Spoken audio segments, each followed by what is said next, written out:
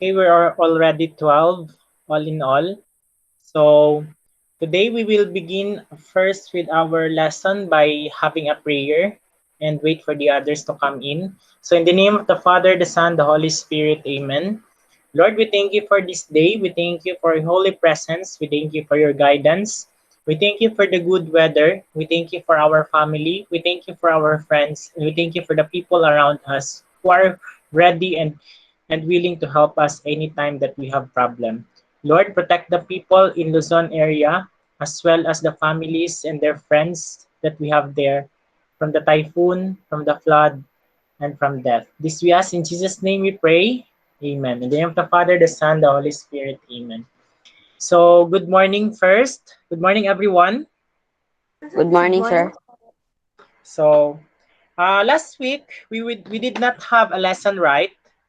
So, meron lang tayong activity, yung nag-add, nag-multiply, nag-subtract, at saka nag-divide. So, sasagutan nyo yun siya ulit after nitong klase. Magsisend po ako ng link.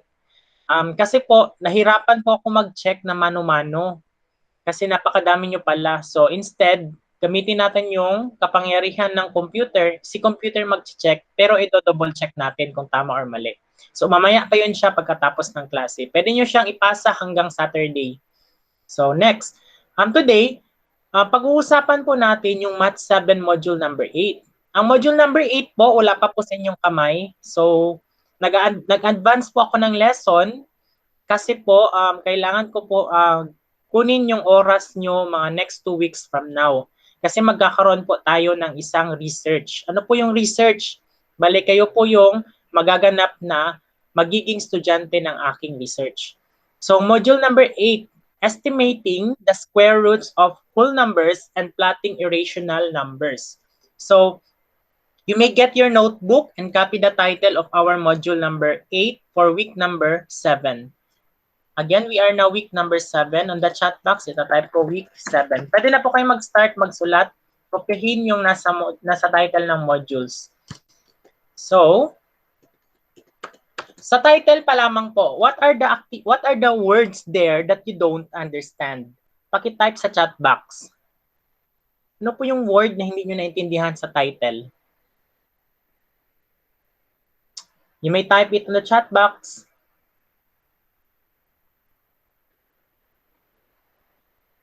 Plotting.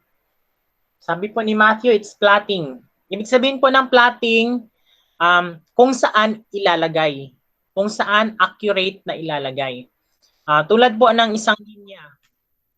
Tulad po sa isang linya, saan po ba natin ilalagay doon yung maliit na dot or maliit na bilog? Ganun po ibig sabihin ng plotting.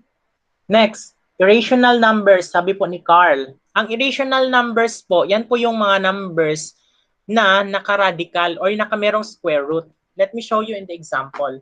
Tulad po nitong nasa video screen po ninyo, yan po. Yan po yung radical. Kapag i-solve po natin siya, wala siyang perfect square. Yan po yung mga irrational. Square root of 3 is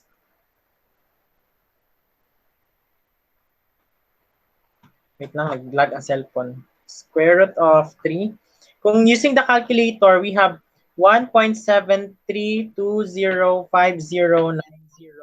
and so on and so forth.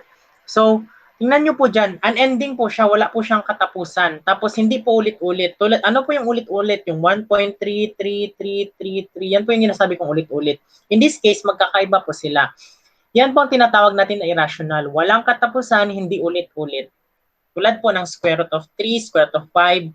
What about this one? Square root of 4. Square root of 4 is a perfect square. Yung sa multiplication table nga ninyo nakarang 2 weeks ago, so, ang sagot dyan is 2. So, kapag buo yung sagot or perfect square, hindi po siya irrational. Yun po. Okay, next, estimates. Ibig sabihin po ng estimate, yan po yung estimate is just getting the, tawag nito, not the perfect value. Instead, you are just getting the estimated one or yung tansya-tansya in Tagalog pa. So, yun po yung estimates or estimating, tansya-tansya. So, we have the following objectives to be discussed this week. We have to estimate the square root of a whole number to the nearest 100 and plot irrational numbers on a number line. And these irrational numbers are numbers with square roots. Ano po yung square roots? Yung ganyan po, yung symbol po na ganyan. That is square roots. So, ipa-plot daw natin siya later on. But before that one, we will discuss first the lesson number 1, which is the estimation. So, estimate the value of this. Last day, I have uploaded a video tutorial answering letter A of this lesson number 1. So let's try answering letter B of this. So, pag pumunta po tayo sa ating e-modules, letter B, the square root of 44. So the given is square root of 44. So paano po natin yan siya sagutan? So ganito po, there are 3 steps to follow. Tulad po ng nasa presentation, ang step 1 is find the perfect square closest to the given number. Yung perfect square na yun, pwedeng less than daw sa 44, or pwedeng greater than or mas malaki daw sa 44. The number 2 step is make an educated guess. Hulaan daw natin kung sino yung decimal place na pinakamalapit. Paano yun natin hulaan? I will show you an example. Decide which is closer. Hanapin natin kung sino yung mas malapit. So, try natin tong letter B. Square root of 44. So, anong mga numbers next kay 44? We have 45, 46, 47, 48, 49, 50, and so on and so forth. Pero ang tanong ko, saan ba dyan yung perfect square?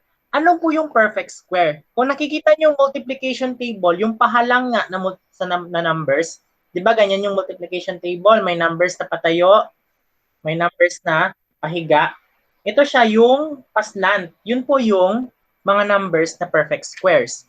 I will show you the numbers which are perfect squares. Mag-start tayo sa 1, 4, 6, 9, 16, 25, 36, 49, 64, 81, 100, and so on and so forth. Now, meron ba kayong nakikita dyan na perfect squares na list natin above 44? Paki-type daw sa chat box kung meron. Meron ba kayong nakikitang number dyan? We have 49. Tama po, Princess. Jan, Fatima, Pearl, and Chester. Tama po. Meron po tayong 49.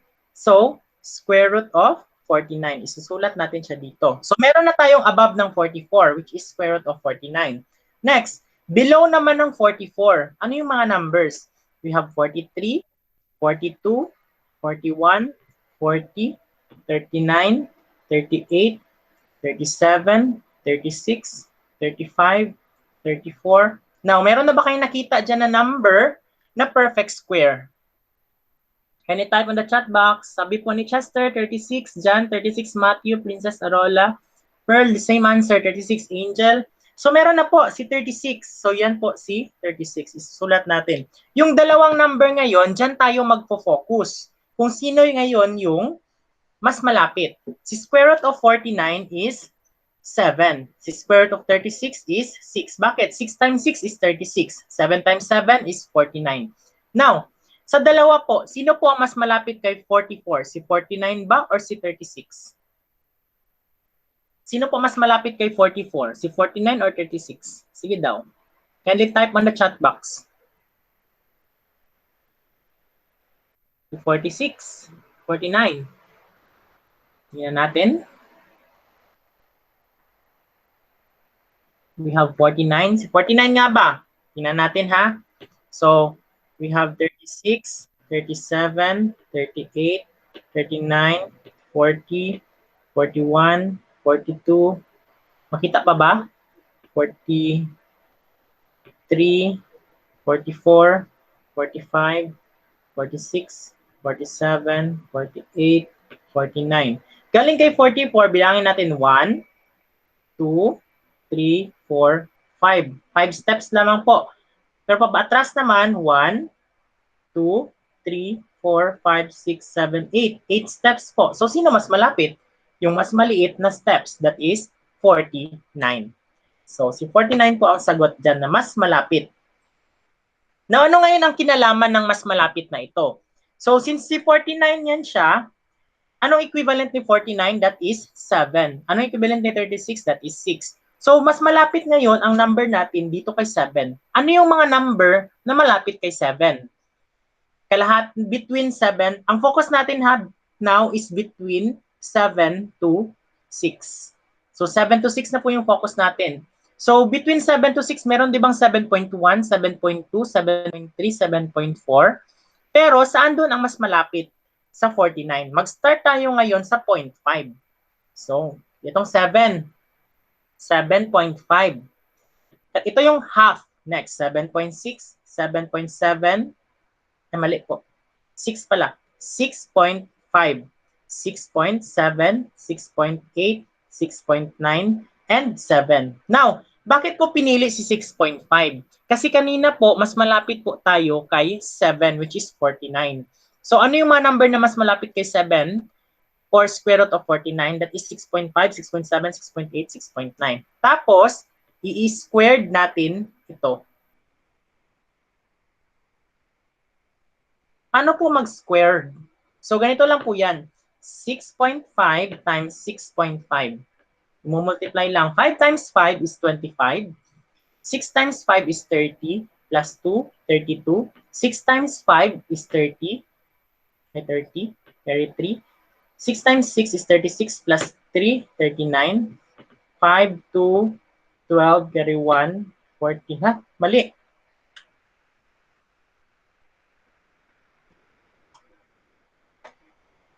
Tama pala. 40. So, dalawang decimal, that is 42.25. So, sorry kung di makita sa screen. That is 42.25. So, isusulat natin ngayon yung sagot na 42.25. Next, 6.7 times 6.7. Para mabilisan tayo, gamitin natin yung 6.6 pa pala. Nawala si 6.6. 6.6, 6.7, 6.8, 6.9. Si 6.6 times 6.6 is 43.56.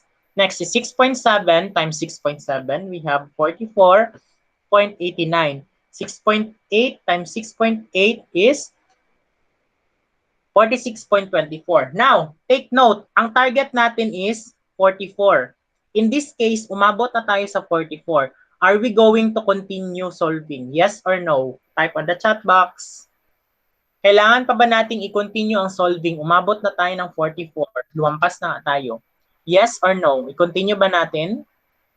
No. Sabi ni Matthew, Princess, the same. Pearl, Chester, Angel, John. So, kapag lumampas na po tayo sa kung ano yung number na given, stop na tayo. So, hindi na natin to isolve. Kasi pag isosolve natin yan, nagkalas-kalas lang tayo ng ballpen, ng papel, at saka ng oras. So, hanggang dyan na tayo. Ano yung next na number? 44.89 at saka 43.56. That is equivalent to 6.6 at saka 6.7. Ngayon, dyan yung focus natin. Kanina, 7 to 6 yung focus natin. Ngayon, iba naman. 6.6 at saka 6.7. Yung dalawang numbers before kay 44 at saka after. 6.6 at saka 6.7. So, ang focus natin ngayon is 6.6 to 6.7. Ano yung mga numbers ngayon na andyan kay 6.6 at saka 6.7? Mag-add ka lang ng 1. 6.61, 6.62, 6.63, 6.64, 6.65, 6.66, and so on and so forth. Tapos, ulitin naman natin yung kanina, yung nag-squared tayo. So, squared ulit, squared, squared, squared. So, para mabilisan po, you may use your calculator into this manner. So, 6.6, we have, 6.61, we have 43.69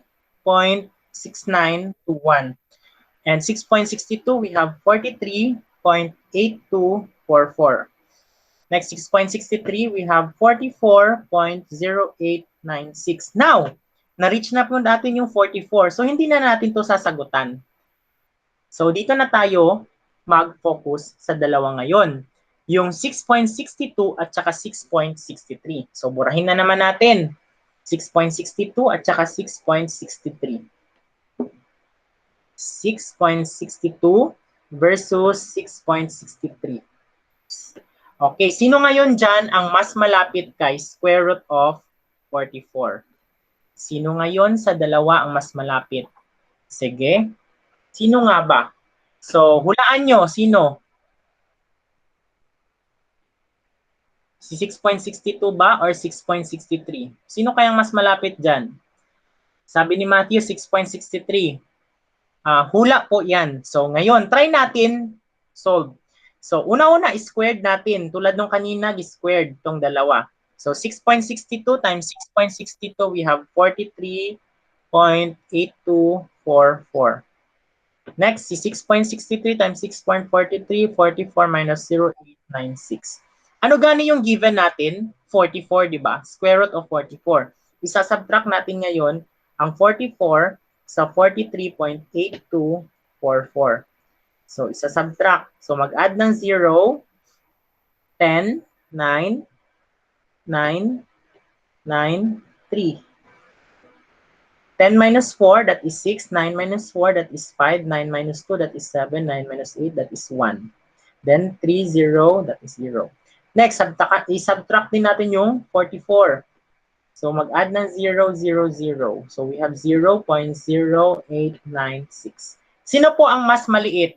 Si 0.1756 or 0.0896? Type on the chat box. Sino po ang mas maliit? Yun yung sagot.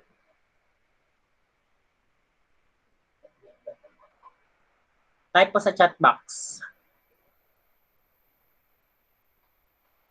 Sa right po, sabi ni Matthew.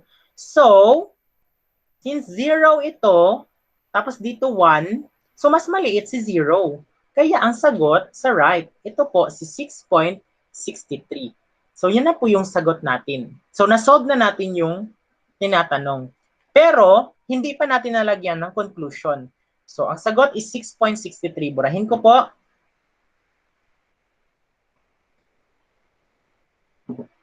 So, na yung conclusion. Allow me to use this symbol. Therefore, square root of 44 is close to, what's the answer, Gani? Kalimutan ko. 6.63, no? It's close to 6.63. Yan po yung sagot. Tama ba? 6.63 ba yung sagot kanina? Nakalimutan ko. That is, yeah, 6.63. So, the answer is, therefore, square root of 44 is close to 6.63. And that is now the answer for letter B. Okay. So, na-consume po natin is 20 minutes for letter B lang, alone. So, medyo matagal siya, isang number lang. So, let's try lesson number 2. So, ano po itong lesson number 2? Mamaya na yung letter C, D, at saka E. Lesson 2 muna tayo kay medyo malaki yung na-consume natin. So, lesson number 2. Plotting irrational numbers on a number line. So, number line na po tayo. Ano po yung number line? Kung maalala nyo pag elementary nyo, yung number line, ito po siya. Ang number line, meron pong arrow sa kabila, at saka sa left, at saka sa right. Tapos, ito yung 0, ito yung 1, ito yung 2, ito yung 3, and so on. Next, ito, kung merong positive dyan, positive, merong negative din. Negative 1, negative 2, negative 3, and so on. Ganyan po ang itsura ng number line. So, gagawan daw natin ng number line itong irrational numbers na ito. So, remember, in plotting irrational numbers on a number line, we estimate first the square root of the given irrational number and to which two consecutive integers it lies in between. So, in other words, we are going to find first the closest perfect square of the given number. So, ano po yung ibig sabihin ng dinasabi kong closest perfect square? Ito yung mga listahan ng perfect square, 1, 4, 9, 16, 25, and so on. Punta tayo sa square root of 3, which is our first given. Saan po daw ngayon ang square root of 3 sa number line? Tanong ko, is it positive or negative? Si square root of 3.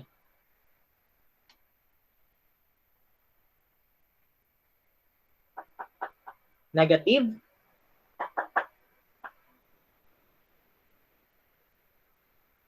Positive. May nakita ba kayong negative na sign? The answer there is positive. Kapag ganyan po, square root of 3, ang sagot po talaga dyan is positive, negative. Pero, since focus natin dito is just the positive sign, positive lang to siya. Ang obvious na ang sagot niya is always positive. Now, sa number line po, ang positive nasa right. Nasa right po ang positive. Tapos, ang negative nasa left. Tapos, ang 0 nasa gitna. Ganyan po lagi sa number line. So, si square root of 3. Puntahan natin dito. Balikan nyo itong 1 and 4. Ano ganyan given? 3. Balikan itong 1 and 4. Saan dyan si 3 na belong? Sa 1 ba or kay 4? Saan po dyan na belong si 3? Is it 1 or 4? Type on the chat box.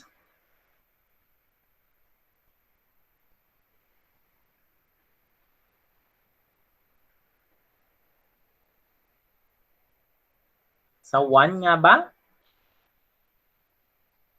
Sabi ni Chester, sa 1. Sa 4 nga ba? Same with John and Princess, 4. Sa 5, sabi ni Zid. Lumampas siya, wala mang 5 dyan. So, saan siya nabilong? Sa 2.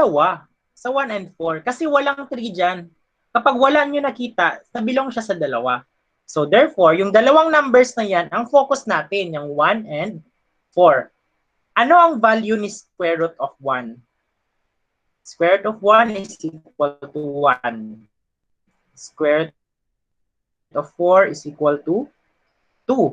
Kaya ngayon, ang numbers, paano natin malaman na 1, 2 ang value? So pasunod lang yan, 1, 2, pasunod lang ito siya. You have 1, 2, 3, 4, 5, 6, 7. Ganun lang po yan siya pasunod. And so on and so forth. Okay. So, ang numbers natin is between 1 to 2. So, yung number natin na between 1 to 2, anong before ng 1? That is 0. Next, 2. Anong lampas ng 2? That is 3. So, yung numbers natin is between 1 and 2. Now, sino po ang mas malapit kay 3? Si 4 ba or si 1? 4. Kay 3. 4 or si 1? That is? 4. 4. That is 4. Therefore, ang sagot natin mas malapit kay 2. Kaya maglagay tayo ng dot dito. Malapit kay 2. And lagyan ng square root of 3. That is now how to answer or to plot irrational number. So another example for this. We have example number 2. The given is square root of 21. And 21 is not a perfect square. Saan dito na belong si 21? Sa number line. Kindly type on the chat box. Saan na belong si 21? We have 16 and 25. 16 and 25. Same with Matthew and Princess. Zid is the same with the same answer with them.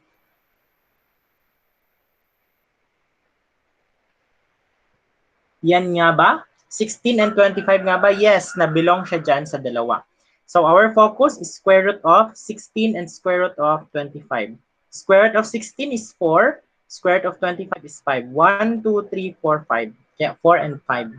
So dyan yung focus natin between 4 to 5. So gagawa natin siya ng number line. If this is 4, this is 5. Anong next kay 5? 6. Sorry, makita. So, anong before kay 4? That is 3. So, kailangan nga ba na lumampas? Yes po, kailangan na lumampas ng isa.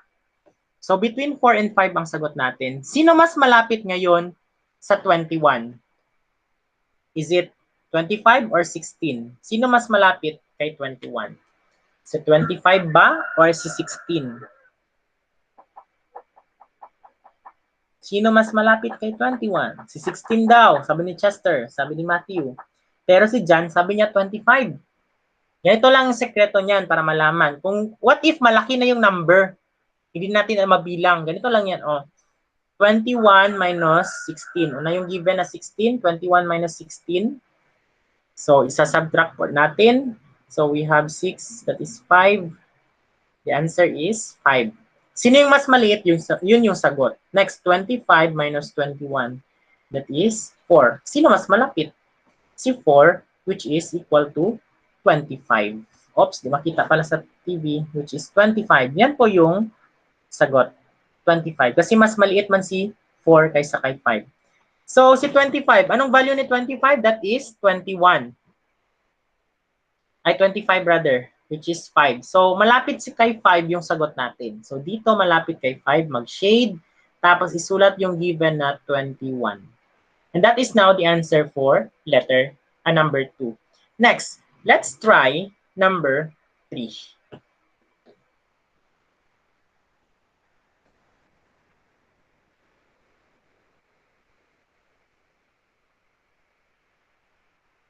Si number 3 is 87. Square root of 87. Now, saan siya nabilong? Of course, dito siya sa 81 and 100. And square root of 81 is equal to 9. Square root of 100 is equal to 10. Ang numbers natin is between 9 to 10. So, gawa tayo ng number line. Between 9 to 10. This is 9. This is 10. This is 11. This is 8.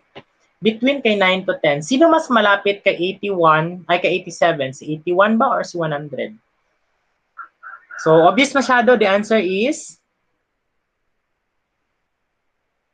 on the chat box, the answer is, of course, the answer is 81. So, si 81 is 9, so mas malapit kay 9 ang shade, square root of 87. Ganoon lang po ang pagsagot sa lesson number 2. So, balikan natin yung lesson number 1. Kasi hindi pa natin yung natapos kasi akala ko maubos yung oras natin. So, balikan natin yung lesson number 1. Yung letter C, square root of 125. Ano nga ba ang value ni square root of 125? So, we have the given 125. Lumampas man siya dito. Ano yung perfect square ngayon? So, continue natin sa 100. Anong sunod ng 100? 11 times 11, that is 121. Next, 12 times 12, that is 144. Okay, nabilong na ba siya sa dalawa? Yes, nabilong na siya ang 121 at saka 144. So, ang focus natin is square root of 121 and square root of 144. Saan nga? Anong value ni square root of 121? That is 11. Si 144 naman, that is 12. So, ang focus natin is between 11 to 12. Pero, sino ngayon ang mas malapit kay 125? Si 121 ba or si 144?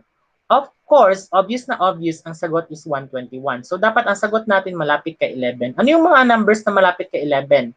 11.1, 11.2, 11.3, 11.4, 11.5, and so on and so forth. So, yun yung mga numbers na focus natin ngayon. 11.1 tayo mag-start. So, we have 11.1, 11.2, 11.3, 11.4. Tapos, squared natin sila.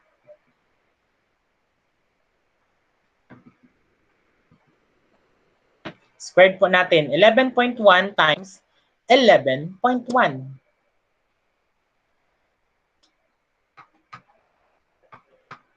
So, 11.1 times 11.1, that is 123.21. So, ang given natin is 125. So, ang focus natin is 125. So, next, 11.2 times 11.2, 125.44. Are we going to stop here? Yes or no?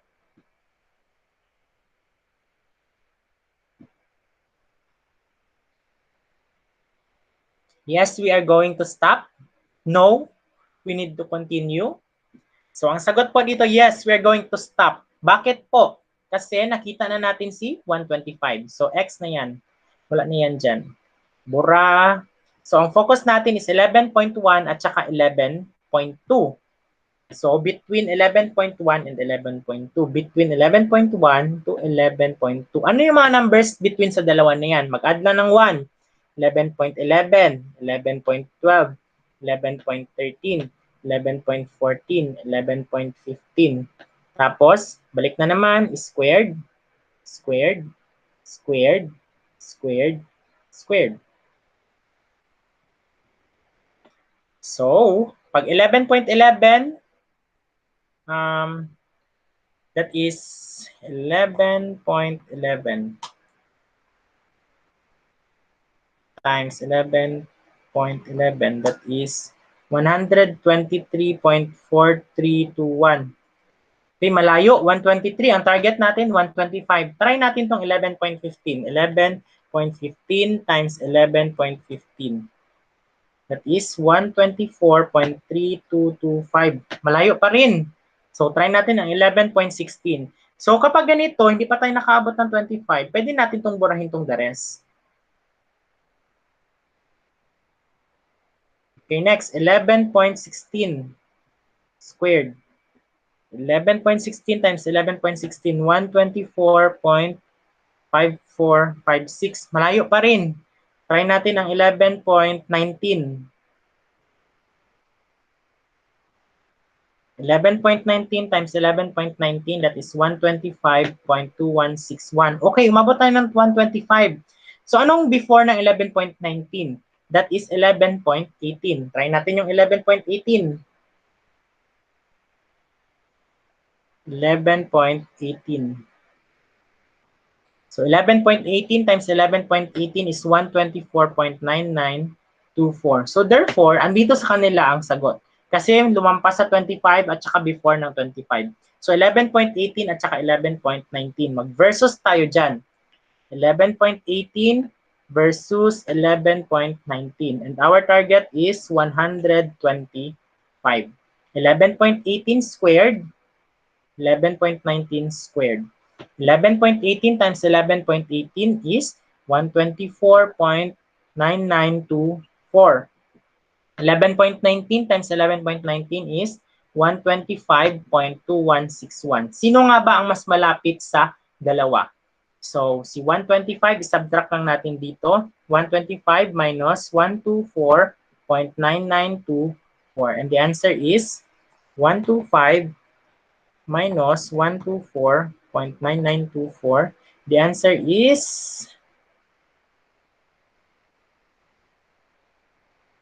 so 0, 0, 0, 0. We have 10, 9, 9, 9 in 4. That is 6, 7, 0, 0, 0.0076. Si 125 naman, isubtract natin kay 125. So, magiging 0.2161. So, sino po ang mas maliit? Of course, si 0.76. Therefore, ang answer natin dito, therefore, square root of 125 is close to 11.18. Yan po yung sagot. Yan po yung sagot. Square root of 125 is close to 11.18. Okay, I hope you understand what I'm trying to explain here. So, your turn. Try nyo sagutan si letter E, which is square root of 73. Tingnan natin kung anong sagot ninyo. So, I'll give you 5 minutes to answer letter E, square root of 73. Start now.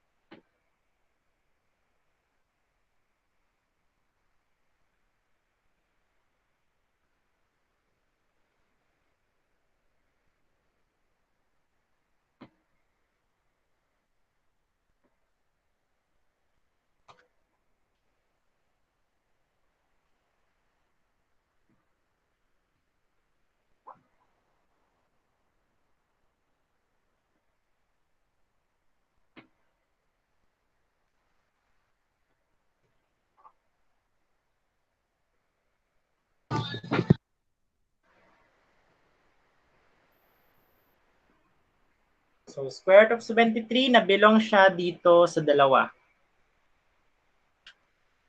So, start na.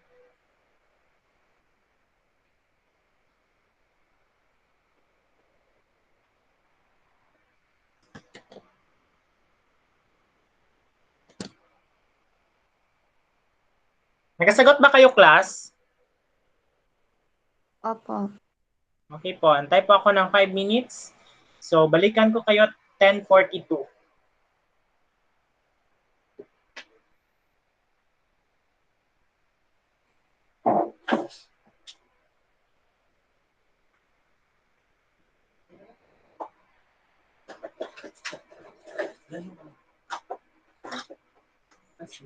Asahin mo na, nag-ulan mo.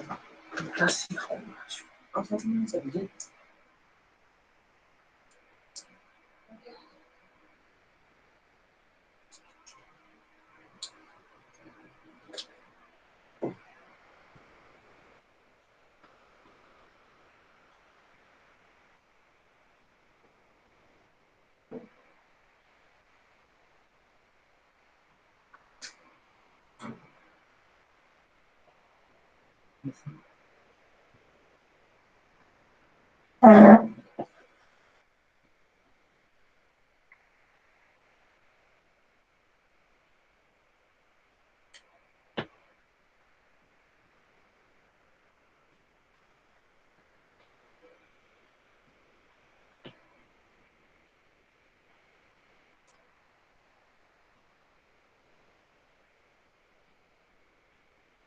Class, sorry class, nagmali ako. It's not 99, it's 81.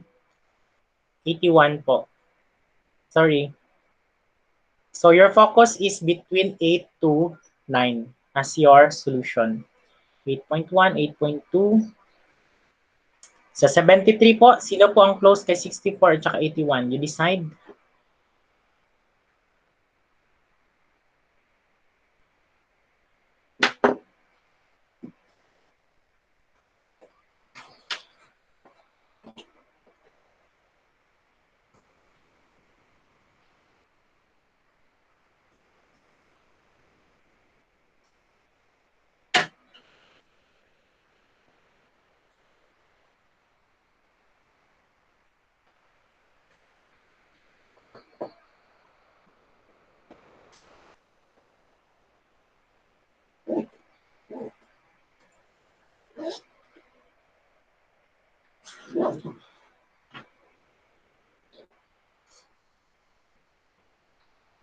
So kung meron nang nakasagot, i-type with your answer in the chat box kung meron na. Carl, you start answering, Carl.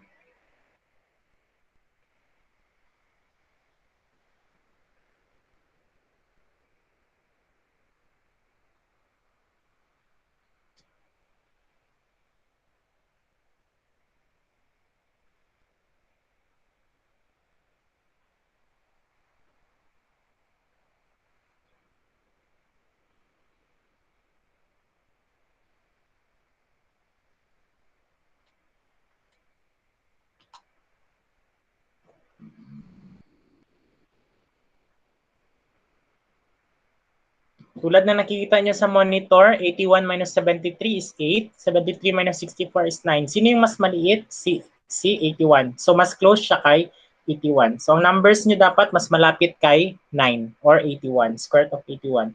So ano yung mga numbers na mas malapit kay square root of 81 or 9? We have, since ang focus natin is 8 to 9, we have 9.5, 9.6, 9.7, 9.8, 9.9. So, dyan na kayo mag-squared.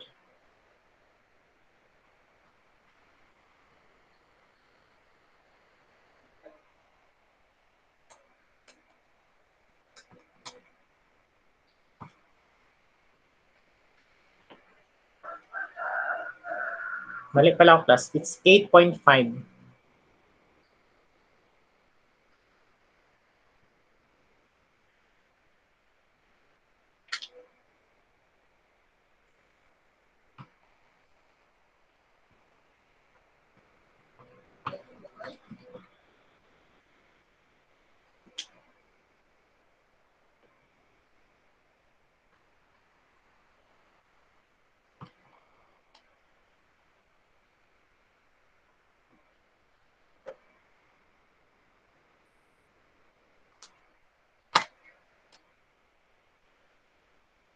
So, dito pa lang meron na kayong 73. So, anong gagawin? Continue or not? Of course not. So, ang focus nyo 8.5 at saka 8.6.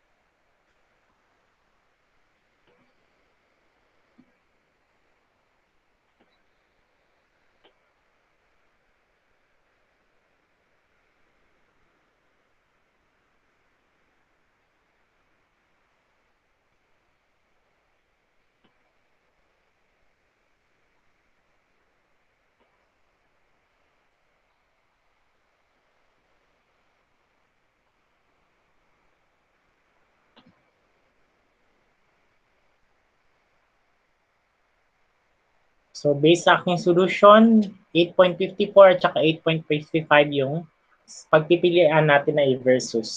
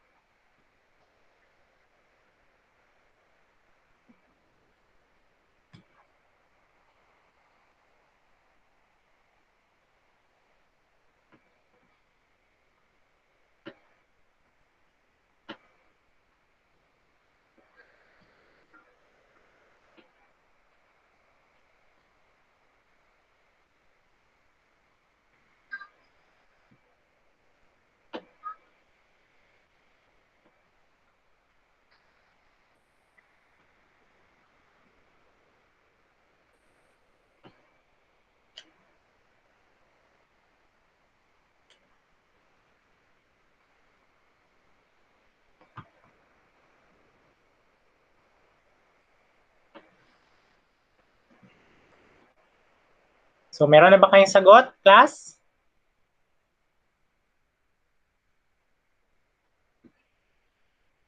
Kasi ako meron na akong sagot. Kayo ba meron na?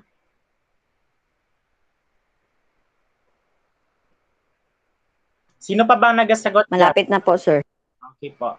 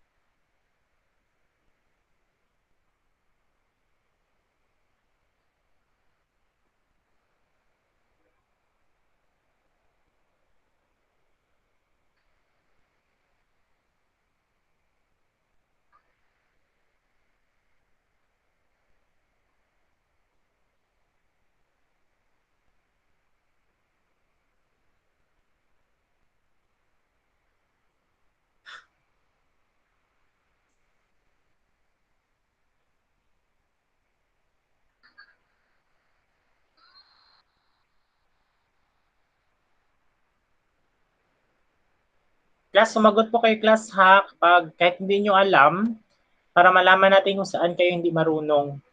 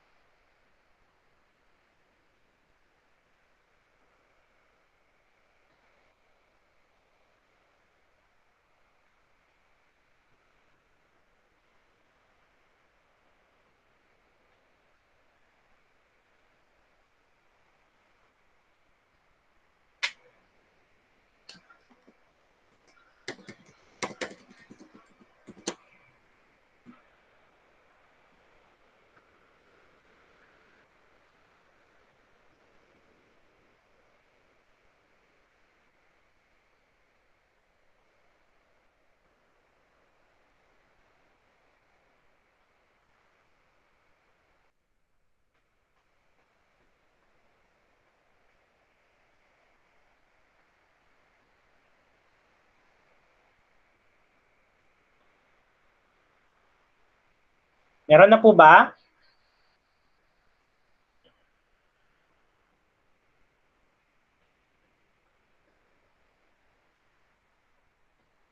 Sabi po ni Matthew is 8.54. Dadadadan! Si Matthew lang nakasagot ba?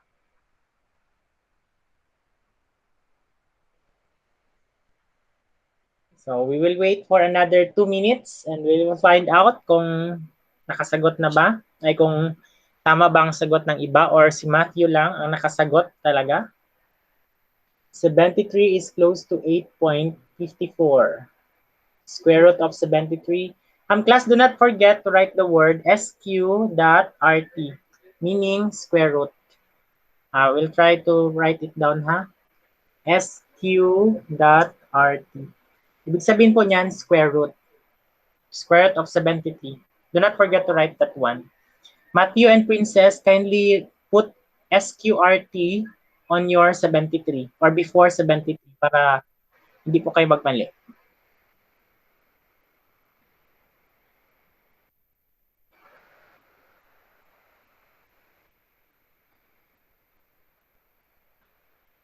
So we have the first one to finish. Matthew, second is Princess. Let's find out. Another 1 more minute. Chester, do not forget the word SQRT para sa square root of 73.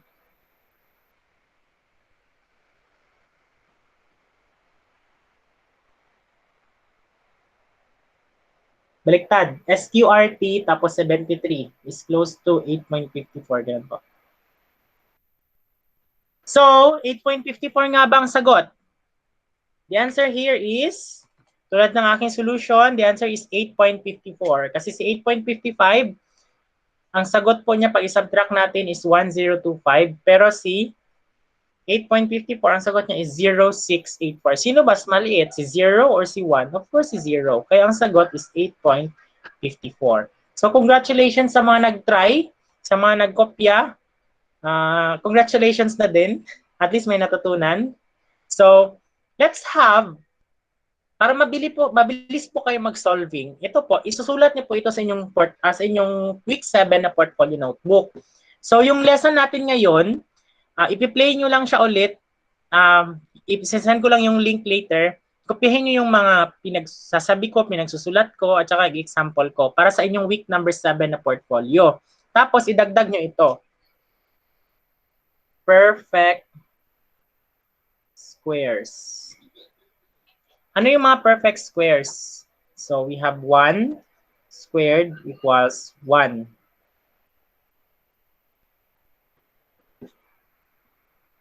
Yan po. Next, 2 squared equals 4. Isulat nyo sa notebook ngayon. 3 squared equals 9. 4 squared equals 16. Then 5 squared equals 25. 6 squared equals 36. 7 squared equals 49. 8 squared equals 64. 9 squared equals 81. 10 squared equals 100. Next, 11 squared equals 121. 12 squared equals 144. 13 squared equals, memorize, 169. 14 squared equals 196. So, 15 squared, 225. 15 squared is 225. So, hanggang umabot kayo ng 50, kayo na mag-continue, hanggang umabot kayo ng 50 squared. So, ganun po. I-continue nyo siya hanggang 50 squared. Idagdag nyo sa inyong week 7 portfolio notebook. So, gawin nyo siya ngayon para later on, pag mag-solve kayo, tingnan nyo lang siya, ay, ito pala perfect square. So, start now. Tapos, ipakita nyo sa video kung hanggang saan kayo natapos, hanggang umabot ang 11 a.m. So, start please. Answer. Paki-continue hanggang umabot ng 50.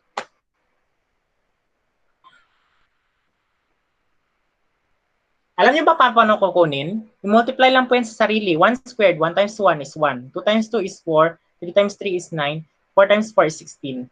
15 times 15 is 225. 12 times 12 is 144. 9 times 9 is 81. Continuous lang po yan hanggang umabot kayo ng 50. Kailangan ko yun ngayon para hindi na kayo mahirapan mag-solve pa later on kasi iscan nyo na lang sa notebook. Okay, understand? Hanggang kuan ha? Hanggang 11. Ipakita nyo sa akin.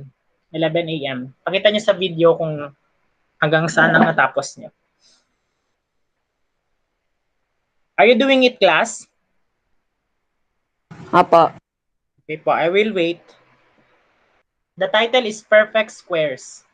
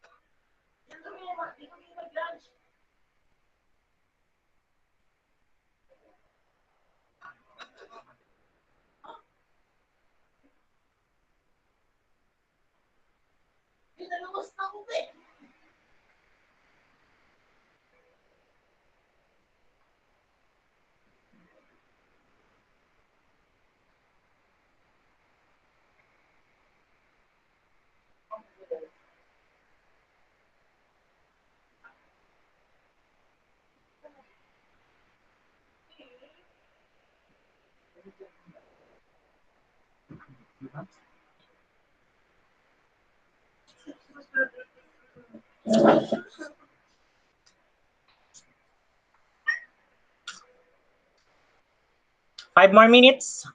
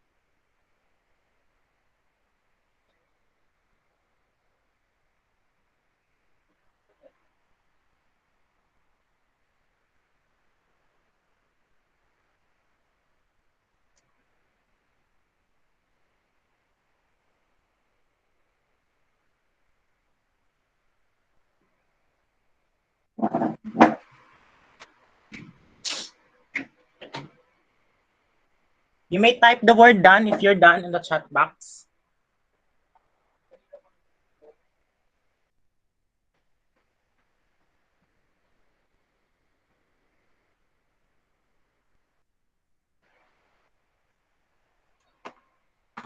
Okay po.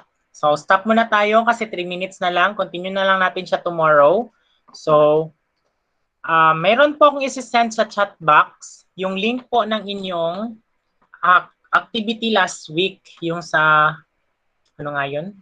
Yung activity nyo sa addition, subtraction, multiplication, division of integers.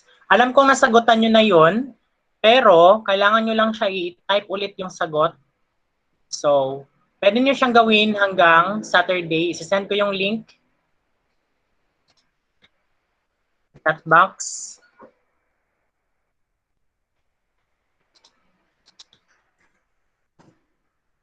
GC nyo pala rather. GC at saka chat box ng ating Google Classroom na lang din.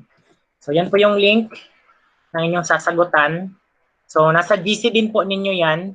So, alam ko nasagutan nyo na yan, yung mga activities na yan, pero kailangan nyo lang i-type yung answer para mabilisan mag-check. Okay? Am I clear, class? Opo. So, Opo. okay po. So good luck and God bless for the rest of the weeks. And naturo ko naman lahat ng lesson 1 and lesson 2. So activities na po tayo tomorrow until Friday. And do not forget to submit your portfolio notebook on week number 7 on Saturday. So pwede nyo rin po isama yung week number 6, 5, 4, 3, 2, and 1. So goodbye everyone. Thank you, sir. Bye po. Bye po, sir. Thank you po, sir.